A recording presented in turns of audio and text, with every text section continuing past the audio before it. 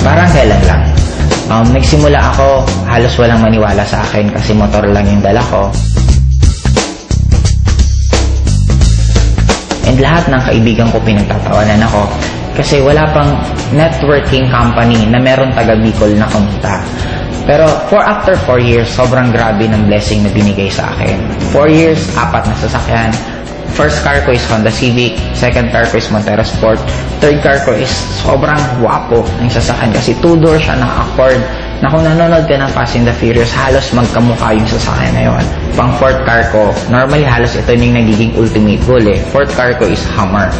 Na ang kagandahan dito, may maliban lang kasi since ang taas ng gas consumption ng Hummer, binigyan pa ako ng in-global ng bonus na profit sharing na worth 600,000. 350,000 para daw pang gas ko sa Hummer ko.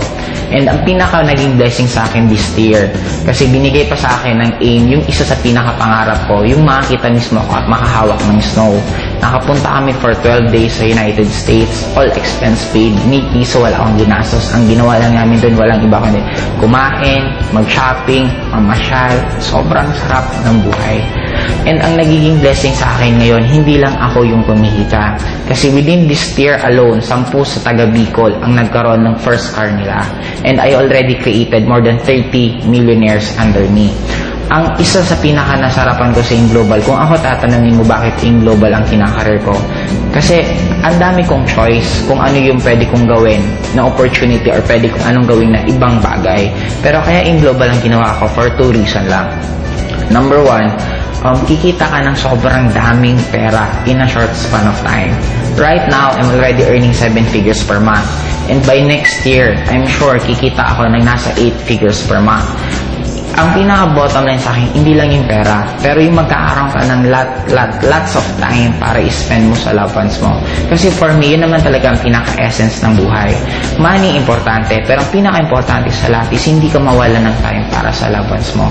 Kaya kung ikaw yung tipong tao ngayon na namumroblema ka ng pamasahe mo, namumroblema ka ng tuition ng anak mo, namumroblema ka ng kuryente, namimiss mo yung mga pamilya mo kasi nasa malayong kang lugar na ginagawa mo yun para ka lang kumita, meron ngayon na isang AIM Global na kaya nang ibigay lahat ng pinapangarap mo.